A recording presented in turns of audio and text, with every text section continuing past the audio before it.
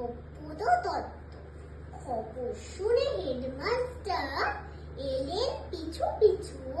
নিতাই, তুমি ফার্স্ট হয়েছো, হয়নি তো ভুল কিছু। 3টি বছর ধরে তুমি এক কাশি আছো, লাস্ট বেঞ্চে বসে ঘুমো, স্বপ্ন দেখে নাচো। এখন দেখি সকলকে লাগিয়ে দিলে তাক। একেই বলে অধ্যবসায়, একেই বলে লাখ।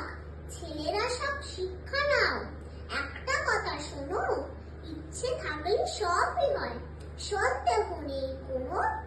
বছর শেষে পুরস্কার বিতরণের দিনে হেডমাস্টার পরিয়ে দিলে ফুলের মালা কিনে। ফার্স্ট বয় সেই নিতাই ঘোষাল, ফিচিক ফিচিক হাসে।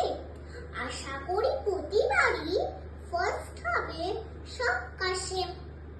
বলল নিতাই, কথা দিলাম, আবার যদি সার কাকার বেশি প্রশ্ন ছাপান, ভুল হবে না আর।